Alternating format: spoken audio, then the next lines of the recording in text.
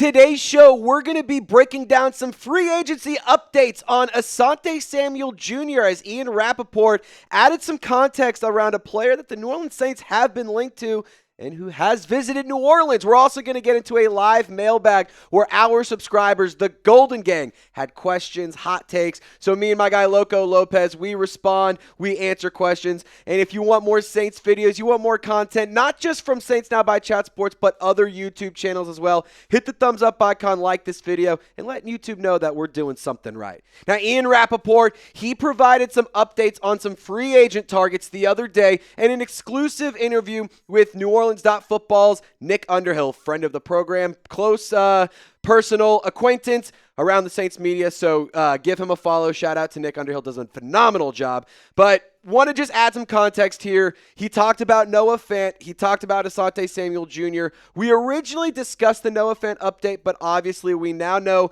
that he has signed with the Cincinnati Bengals, so I still wanted to make sure you were informed. Here's what Ian Rapoport had to say on ASJ. He is a different situation because he's a really good player, would have been a top free agent, dealing with a little bit of a medical issue and had surgery on his neck and just has to get healthy. So that's someone who I don't know how much money he's going to make, but that's someone you could buy pretty low on. And if it's health-wise, it works out. If he gets cleared, he is an excellent player who would help any defense. Personally, I believe that the New Orleans Saints should sign Asante Samuel Jr. if he checks out medically. That's a big if. We were told originally when Asante Samuel Jr. Visited with the New Orleans Saints, Jeremy Fowler reported that there would be an injury update. There would be meetings with doctors in early July. We are now sitting at the end of July, and we still don't know what's going on. So in my personal opinion, what's the holdup?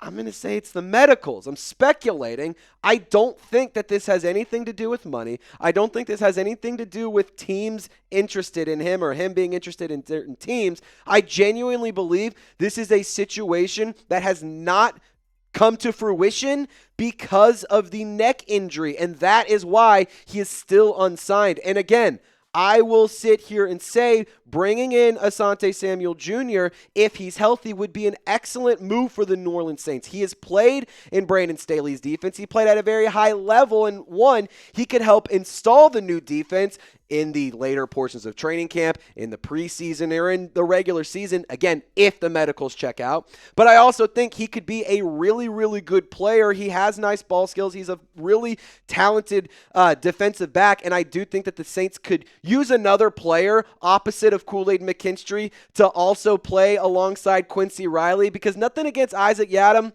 I just think that Asante Samuel Jr. is a little bit better of a player. Now, coming up, we got a live mailbag where we are answering questions and responding to hot takes from our subscribers. I'm in a different shirt for this portion because we had to refilm this video for part of it to make sure it was updated and accurate for you Saints fans. But if you guys want more content around the New Orleans Saints and you want more videos around the black and gold, I highly encourage you to subscribe to Saints Now by Chat Sports. We have live watch parties, daily videos, and a whole lot more. Short form content, long form content. You want it, we got it. We'll also be live for every single snap of the New Orleans Saints season, whether it's preseason, regular season, hopefully the postseason. So if you want awesome Saints content and to join an amazing community around the black and gold, I highly encourage you to subscribe to Saints Now by Chat Sports. Join our family. Without further ado, let's answer some questions from y'all. Do you think our offense or defense will be ranked higher this season?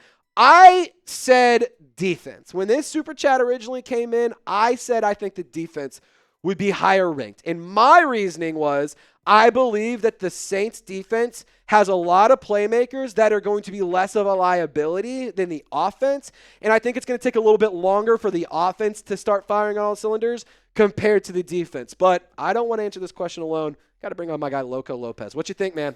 I'm actually more on the offense. I know you were saying you have more responsible playmakers on your side on defense, but I think offense has those bigger names, has more playmakers. Mm-hmm. They're just a little bit younger, and they got to prove a little bit more. Like, you're going to have those mistakes, but I think there's going to be times when you're like, damn, this offense is good, or the offense is fun. Yeah. No, I actually definitely agree with that. We will have an overall belief that the Saints offense is fun to watch. There'll at least be fun things about it. It's not going to be perfect. They're not winning a Super Bowl this year, but I think there will be fun things about the Saints offense. So I think defense. Lopez thinks offense. What do you think? Share your thoughts in the comment section. I'm going to be seeing what you guys have to say and responding to y'all.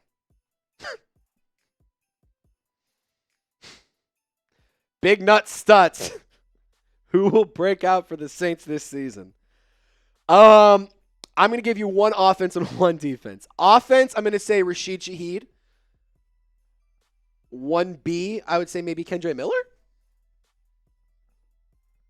Kendre Miller? Anyone? Can I interest anybody in a Kendre Miller breakout? Defensively, I'm going to go Alonate Taylor or Kool-Aid McKinstry. Is it fair to say Chase Young could have a breakout year? If he has a double-digit sack season, I think it's a breakout year. I don't think it's not fair at all. So I will say Alonate Taylor, and I will say Chase Young for defense. I will say Rashid Shaheed and Kendre Miller for offense. Man, that's a fun one.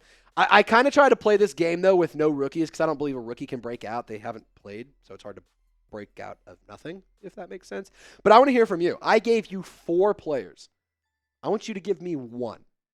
The only rule, you cannot say a rookie. If you say a rookie, you're cheating.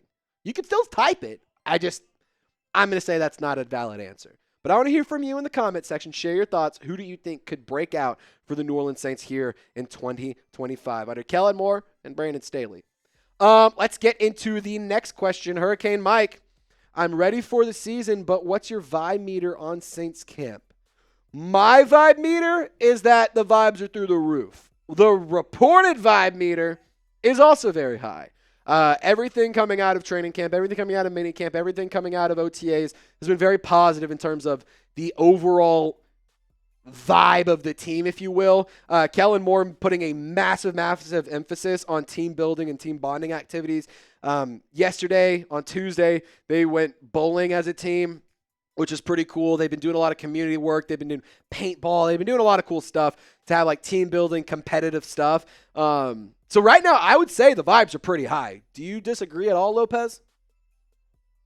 No, I think the vibes are up there. And then it spoke volumes to me the other day, that Devon Gottschall quote that we had from Mike Triplett. Oh, yeah. About this is the best training camp he's been a part of? Yeah. Yeah. I thought that's like very big, especially Kellen Moore. This is his first year. Nobody really knows how he's going to run things, and players are loving it sounds like. Well, and Devon Gottschall is a vet. Like, he's been around the league for a minute. He's been through multiple training camps at high levels. Like, this guy knows football.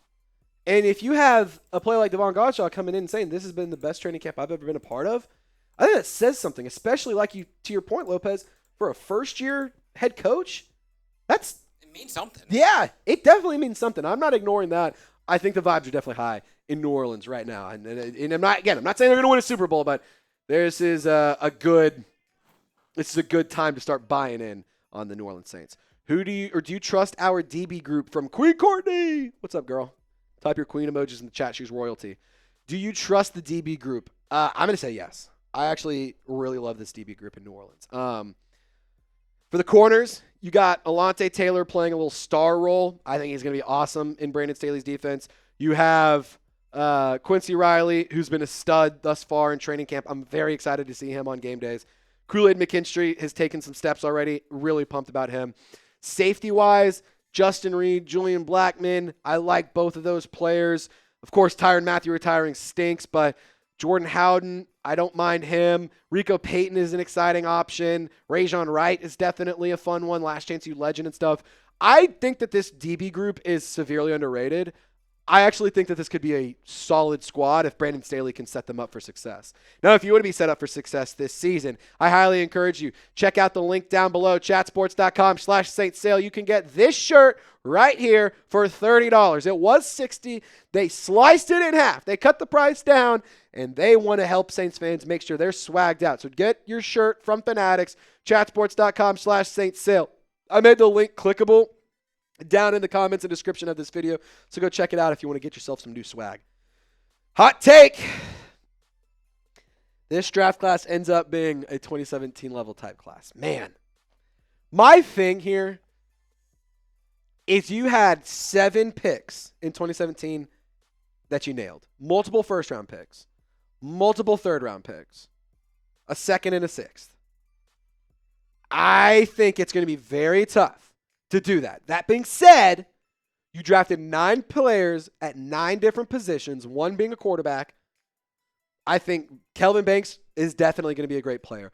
I think Danny Stutzman, Quincy Riley, definitely going to be great players. I think Devin Neal has the potential to be a great player. I think Tyler Shuck, if he works out, we'll be sitting here saying, great pick. Vernon Broughton, maybe he could be an elite run stopper. Who knows? Maliki Mataval, Fadil Diggs, that's kind of where I start being like, I don't know. There's 7-round picks, but this could be a really, really good draft class. There's reason to have some excitement and some hype around this squad. You took 9 players at positions in need. You addressed a lot of things, and I genuinely think that this could be a good draft class, but 2017 level would be absolutely insane. We'll have to come back to this here in a couple of years and revisit this conversation. Keith Mason. Ooh, Pig Suey! For those of you guys who don't know, I am a graduate of the great University of Arkansas. He says, woo Pig, Treylon Burks healthy would be a good signing. So the only caveat here is Treylon Burks right now is not healthy. He has a broken collarbone, which is part of the reason why he was released by the Tennessee Titans. He's been underwhelming since being drafted 18th overall back in 2022 by the Titans. Over 1,100 yards, though, in his final season with the Arkansas Razorbacks. He's one of the best receivers in Razorback history. I still think that there is a good player in there. He hasn't done himself any favors. He has been very spotty. He's been injured. He hasn't been consistent. But it's also not like the Titans have been the best situation. They've been the most stable team. They've had all this success. I think that it's fair to say both parties in this are at fault here, but I definitely want to address Treylon Burks has not done himself any favors. However, the pup list exists. Maybe you sign him to a super cheap deal. 6'2", 225 pounds would be the biggest wide receiver on the roster. Maybe it makes some sense. Who knows? I'm all for it because I'm an Arkansas fan, but I also can understand why most of y'all are going to be flaming me in the comments for that. Appreciate you guys for rocking and rolling with us here on Saints Now by Chat Sports. As always, my name is Trizzy Trace Girouard. That right there is Loco Lopez. We got you some updates around free agency on Noah Fant and Asante Samuel Jr. We had a great time answering questions and responding to hot takes from the Golden Gang. So y'all subscribe. Don't forget to stay golden, and we'll see you next time.